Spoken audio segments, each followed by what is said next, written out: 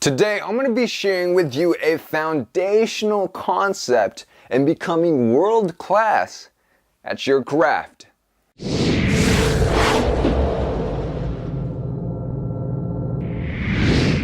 Thanks for joining me here on millennialrebel.com. My name is Michael. What I'm going to be talking about here today, only the best of the best are willing to endure year after year of doing this. People like Chris Rock, the famous comedian, Jerry Rice, who shattered NFL records, chess prodigies, musicians known throughout the entire world are practicing in this manner. Have you ever heard the saying, practice makes perfect? Well, if you have, I want you to take that idea out of your head. I want you to kiss it goodbye and throw it to the curb. Practice does not make perfect. What separates your average Joe from your world-class performer is not necessarily how hard they work, but how they work. Your world-class performer will practice in a manner known as deliberate practice. I first came across this term in a book called Talent is Overrated by Jeff Colvin. I highly recommend you check this book out.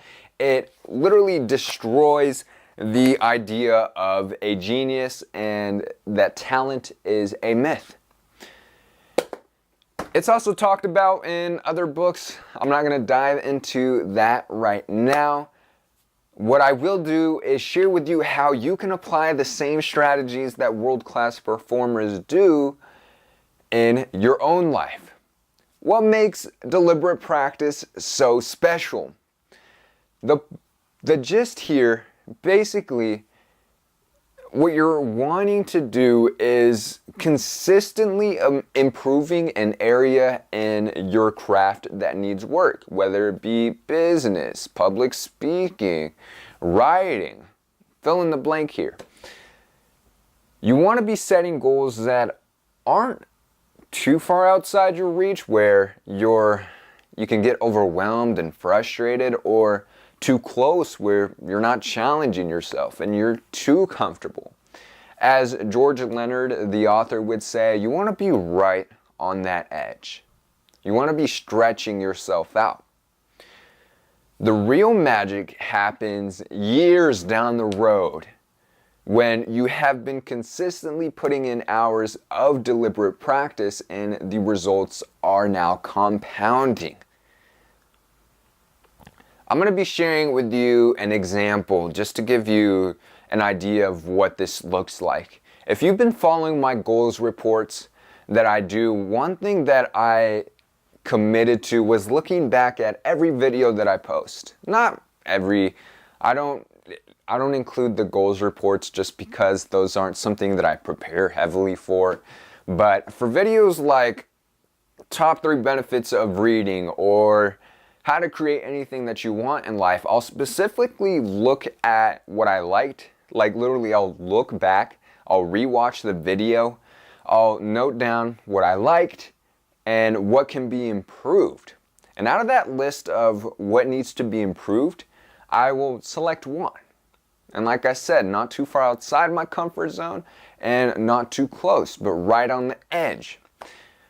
What I've been working on more recently is how I use my body when I communicate. When I first started public speaking and shooting these videos in general, I felt really like I didn't know what to do with my hands. Like, what do I do? And now it's more natural. I'm obviously not where I would like to be. It's something that I'm still working on. But I do feel more comfortable, and that is a result of me consistently focusing on that for every video that I shoot.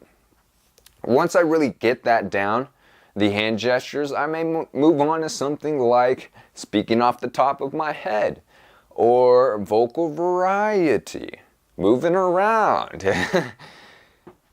The point is to really be consistently working on deliberately improving an area of your craft versus practicing just for the sake of practicing. You know, your average Joe will sit down. Like, I used to play the saxophone, and I would just play the song just to play the song. And I now realize that by focusing on bar by bar, before, in music they're called bars, like a section of notes, and just focusing on that before I move on to the rest of the piece, I would have been so much better. I probably wouldn't have quit, to be honest. I love the saxophone. But it's just like practicing, I just didn't, whatever, different story.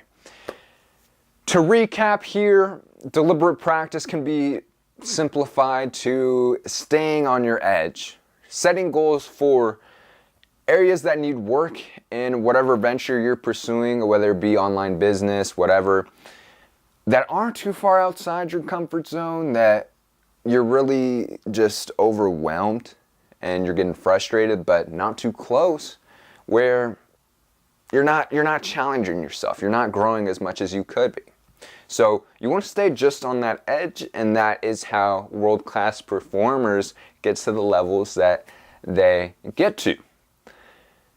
Now that you have a gist of what deliberate practice looks like, I want you to think about how you can incorporate that into your life. Maybe it could be getting the Kindle publishing process down.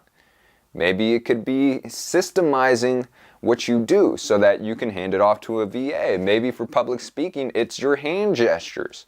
Maybe for writing, it's your storytelling or your description or your dialogue. You got to think in areas that you feel you need to work on. So it's different for everybody, obviously, but I'd like you to think about it. I want to be able to help you be as successful as you can and be able to leave the impact on this world that you have the potential to do so. If you like this video, if you got value from it, go ahead and drop us a like. I'd really appreciate that. Reach out to me in the comments section below. If you want, you can go ahead and share what you want to improve in your venture. I don't bite. Make sure to check out millennialrebel.com. Our website, we got that arsenal of wisdom. It's my top books list up there. This right here is on there. I got a little audio review for every book that I posted up there, and it will be improving as time goes on. I want to thank you for watching this video here today. Like I said, I hope you got value from it. My name is Michael. I'm going to have to catch you all next time. Peace.